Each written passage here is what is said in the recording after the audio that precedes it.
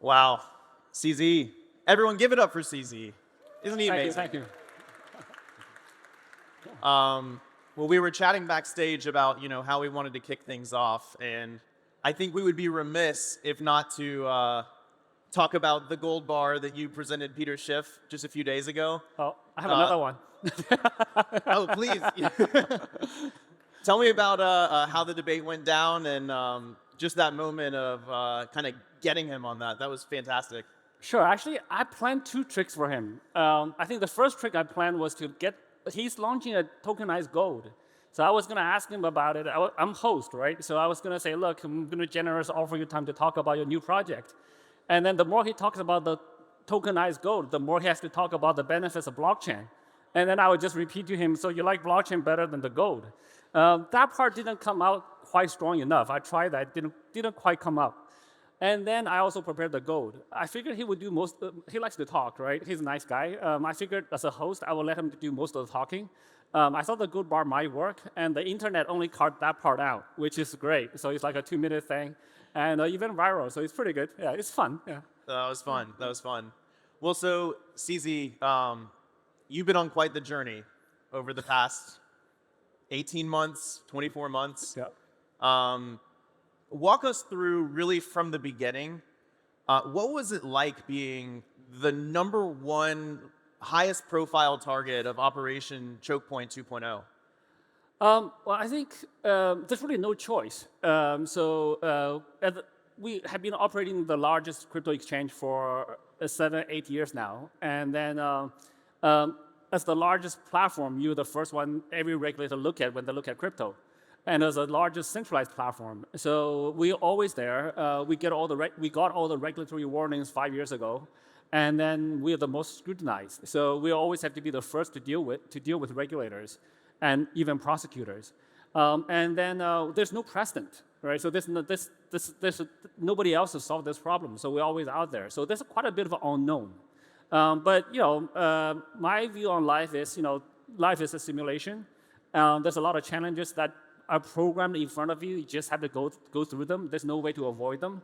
There are some parts, that are chance, randomness, but you just have to deal with them. So for me, I adopt a pretty simple approach. Whatever challenges they are, we just try to solve it. I honestly didn't think I would go to jail in the US because no one went to jail for a single violation of a Banking Secrecy Act. I thought perhaps maybe 6 months home confinement, which would be fine for me. As long as there's internet, I can deal with it. But in prison, there wasn't internet, so that was a bit tricky. I mean, yeah, no kidding. You're one of the few Bitcoiners who have really stuck their neck out in that way for the industry, and you've had to go to jail for it. What was that experience like? I mean, how did you feel? Well, actually, it was mostly the uncertainty that was really scary. I don't know if they were going to slap on another charge or keep me there forever. But for me, the decision was pretty simple. I thought, look, if I don't go, they threatened, or they at least said they would potentially charge a lot of people. It would not be good for Binance. It would not be good for our co-founders. It would not be good for our employees. It would not be good for the BNB holders. It would not be good for anybody in the crypto industry. So I thought, look, it's a banking secrecy violation. It's a failure to register. It's a serious charge, but no one went to jail for it. I thought I would just go and deal with it, and I'll step down as CEO. That was also a difficult part, but I've been CEO for 7 years at that point, so I'm happy to actually step down. And if I quit myself, people will say, look, this guy ran out of stamina, right? So having them force me to step down is like I can retire and let other people carry on. So I didn't care. I didn't think too much about myself, but I thought it was important. It was the right decision to do for everyone, basically, and myself included. So I just thought, I go and deal with it. And I didn't know that, a year later, US is going to be this pro-crypto. So that part I did not expect. But, things change. Yeah, absolutely. And tell me then, I guess tell everyone, what was it like the moment you received the pardon from President Trump? What was your first reaction? What was the first thing you did? Well, first of all, that was an emotional thing to have happen. I think first of all, it's the feeling of relief and justice. it's like, okay, finally, it actually completely changed my perception of the United States as well. Because it just feels, the US claims to be the freedom, democracy, etc., and justice and fairness. I think when that happened, I just felt a sense of relief that US is now a fair, just country again, at least from my perspective. I just felt, look, and then I want to help make the US capital of crypto again. So there's more work to do. Yeah. Yeah. Well, and the U.S. it's one of many governments, Yep. right? And I think what we've seen kind of on your path post this whole situation is you've been talking to a lot of governments, Yep. right, about Bitcoin. How have those conversations gone? And maybe even tell us, you grew up on a farm in China. Yeah. You're a rugged entrepreneur. Now you're talking to governments around the world about Bitcoin. What does it feel like to even just be in those conversations? Sure. I'll talk about the previous part first, which is even maybe 3-4 years ago when I talked with governments, the question was what and why, right? What is crypto and why should we adopt it? But now when I talk to governments, the question is how, right? So they're no longer asking the first two questions. At least the people I'm talking to. If a government is still asking what and why, I usually don't spend time talking to them. I just let them figure it out, and they do. So now it's all about how do we regulate crypto? What are the good regulations? What are the bad ones? How do we regulate exchanges? How do we protect consumers? How do we regulate stablecoins? How do we set up a national crypto reserve? How do we issue how do we do tokenization? Issue national bonds, tokenize oil, other reserves, etc. So the question really now is how. And when it comes to how, I think they're way more smarter people than me, but I somehow have this hat that I'm the crypto guy, and everyone wants to talk to me. But for me, it's a very meaningful thing to do. Actually, I'm freed up from managing day-to-day operations of Binance.com, etc. So that part of work is somebody else taking care of it.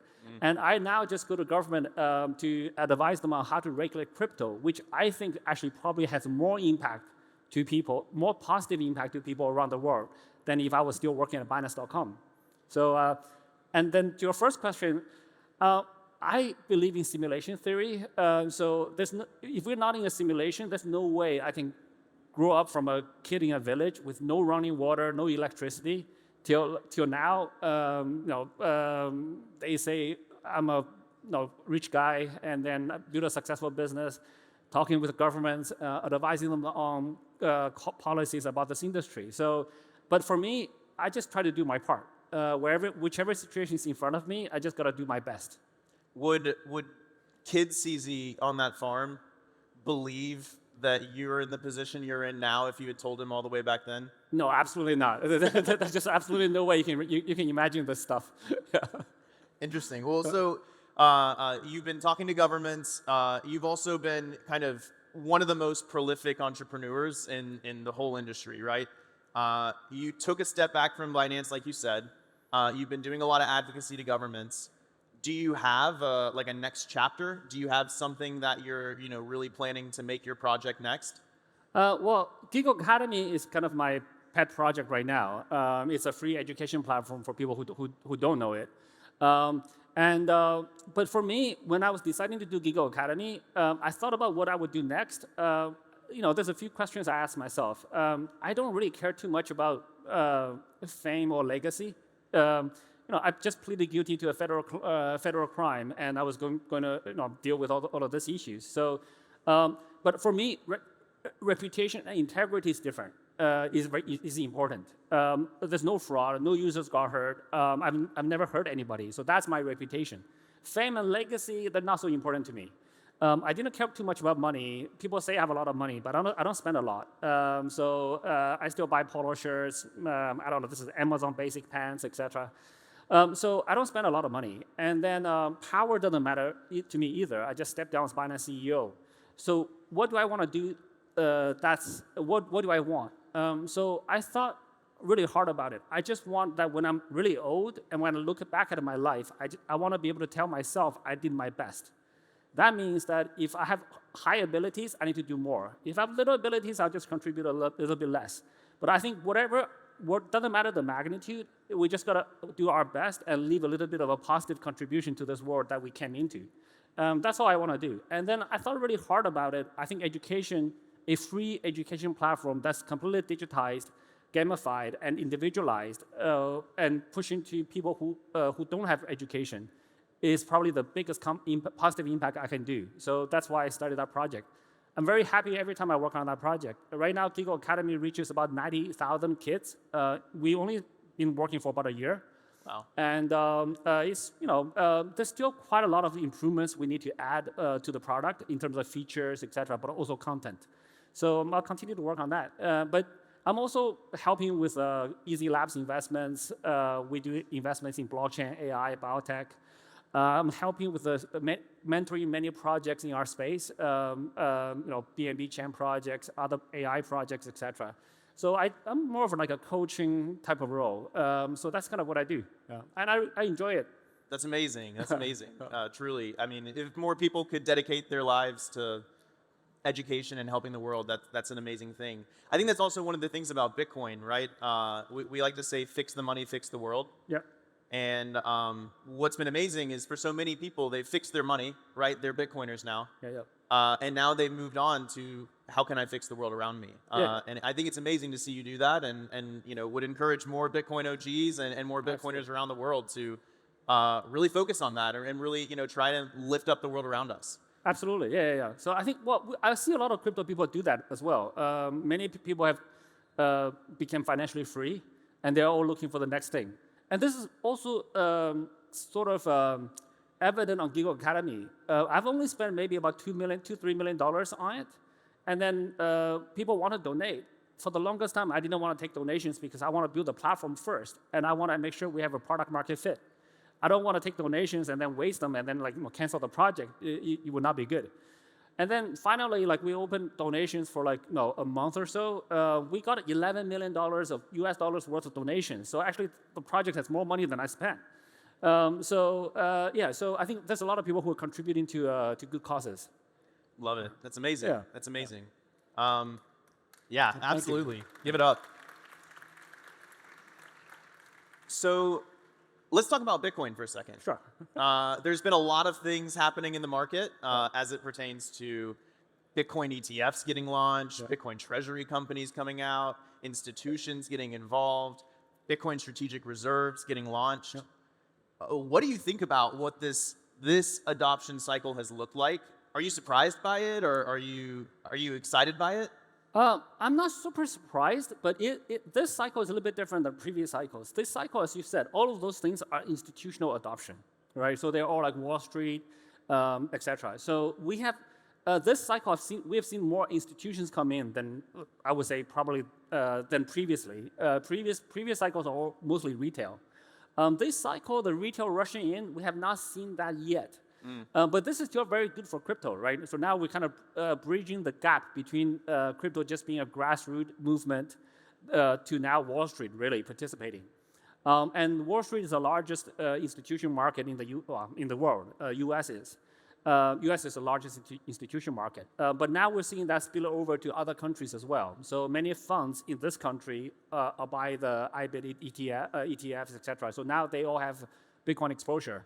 Saylor, who I've just talked to, is speaking behind this session, and he's selling everyone Bitcoin basically, right? Yeah. And he's doing a fantastic job at it. So we're seeing a lot more adoption. I think that's fantastic. Yeah. Well, let me put you on the spot.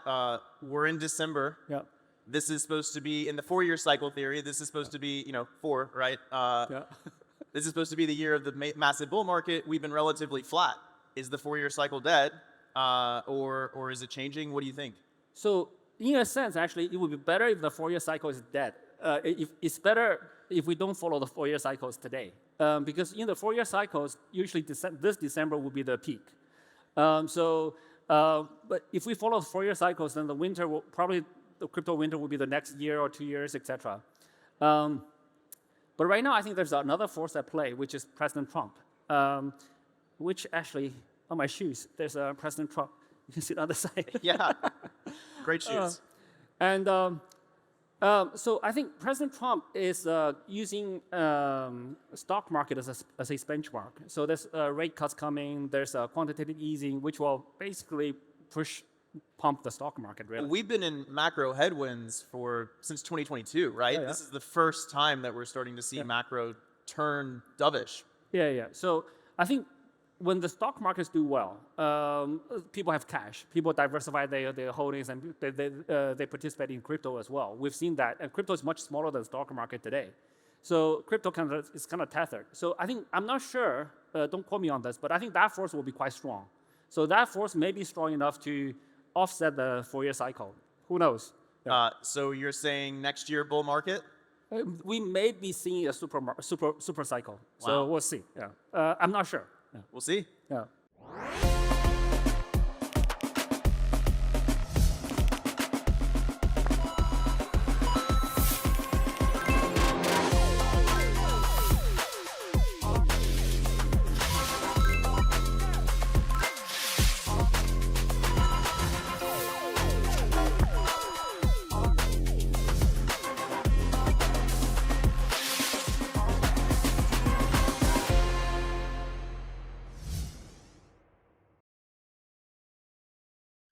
I want to ask you as well, what surprised you most about Bitcoin's adoption path over the past decade? I mean, you've been in here over a decade, right?